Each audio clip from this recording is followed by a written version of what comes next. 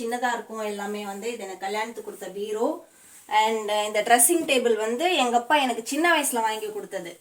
ஒரு 4th 5th படிக்கும்போது என்னோட பேங்கிள்ஸ் எல்லாம் வைக்கணும், என்னோட திங்ஸ் எல்லாம் வைக்கணும் அப்படின்றதுனால இந்த ட்ரெஸ்ஸிங் டேபிள் எனக்காக அரேஞ்ச் பண்ணி வாங்கி கொடுத்தது. ஸோ சின்னதாக தான் இருக்கும் எங்கள் ரூமு. எங்களுக்கு இது ஓகே தான். ஆனால் இது வந்து ஃபோட்டோ ஃப்ரேம். சின்ன வயசில் கவினுக்கு வந்து கிறிஸ்மஸ் தீமில் வந்து எடுத்துருந்தோம். ஸோ அதனுடைய ஃபோட்டோ ஃப்ரேம். ஸோ எங்களோட ஷெல்ஃபு, கேலண்டரு, இது கவினுக்காக வாங்கி யூஸ் பண்ணுற கபோர்டு. அவனோட நோட் புக்ஸ் எல்லாம் வச்சுக்கணும் அப்படின்றதுனால இந்த கபோர்டு வந்து வாங்கி வச்சுருக்கோம். சரி வாங்க நெக்ஸ்ட் ரூமுக்கு போகலாம்.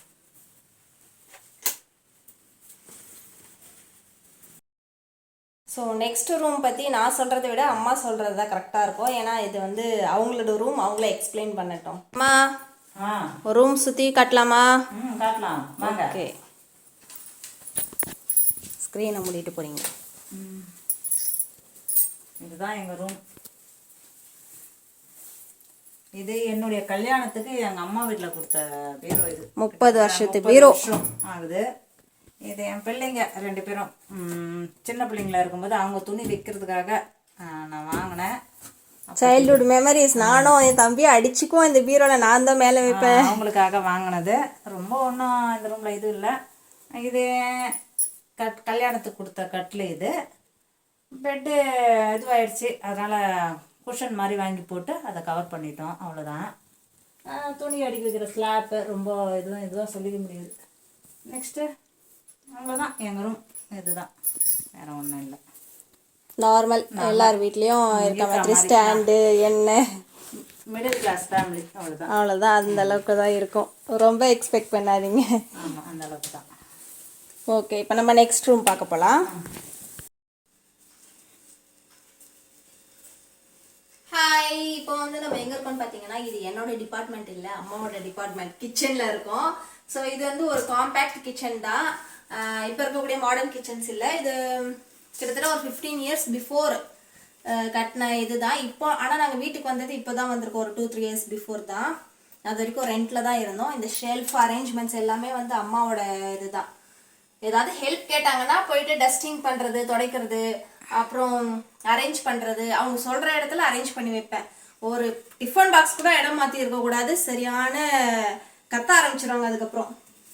அண்ட் இதெல்லாம் வந்து எப்போதும் போல் ஆஸ் யூஷுவல் அந்த திங்ஸு, குக்கரு, வீட்டுக்கு தேவைப்படுற அப்பளம்லாம் பக்கத்துலேயே வச்சுருப்போம். ஏன்னா டக்குன்னு வேணா எடுத்து பொரிக்கணும் அப்படின்றதுனால.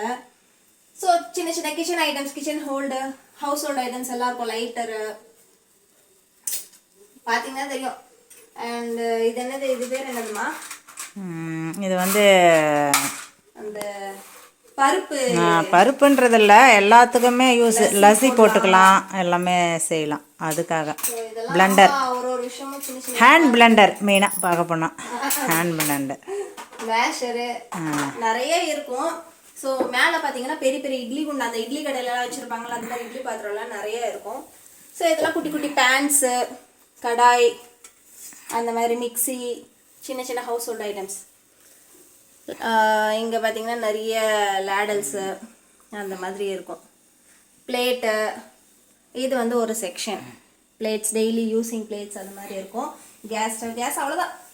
சொல்லிக்கிற அளவுக்கு வேறு எதுவும் கிடையாது. கிச்சனுக்கு தேவையான பொருட்கள் எல்லாமே இருக்குது. ரொம்ப ஆடம்பரமாக எதுவும் இல்லாமல் டெய்லி யூசேஜ்க்கு, ஃபங்க்ஷன் யூசேஜ்க்கு தேவைப்படுற பொருள் எல்லாம் வந்து வீட்டில் இருக்குது. இதுதான் எங்களோட கிச்சன், காம்பேக்ட் கிச்சன். ஸோ வாங்க நெக்ஸ்ட் ரூமுக்கு போகலாம்.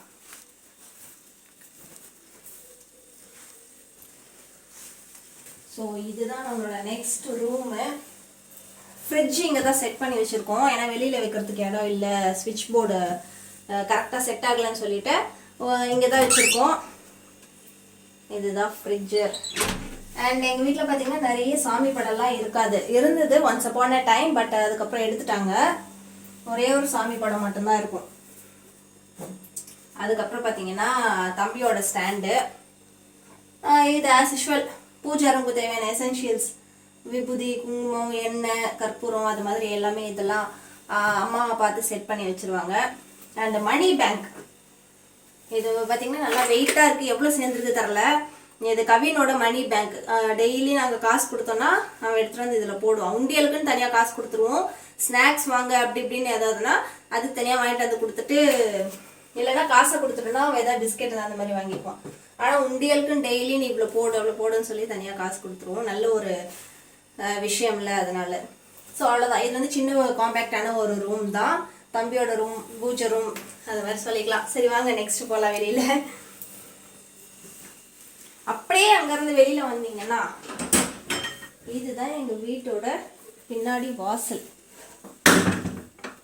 இங்கே வந்து சின்ன சின்னதாக ஒயர் வச்சுருப்போம், ஏன்னா துணி காய போடணும். இன்னும் காம்பவுண்டு கூட போடல, போடணும்.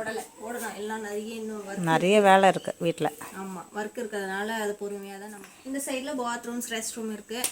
அவ்வளோதான். எங்கள் வீடு வந்து இவ்வளோதான். சின்னதாக வாசல், பாத்திரம் ஏதாவது தேய்க்கணும் அது மாதிரினா அங்கே செஞ்சுக்குவோம்.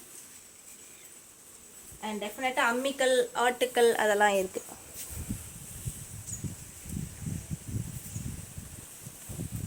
வாங்க வீட்டுக்குள்ளே போகலாம்.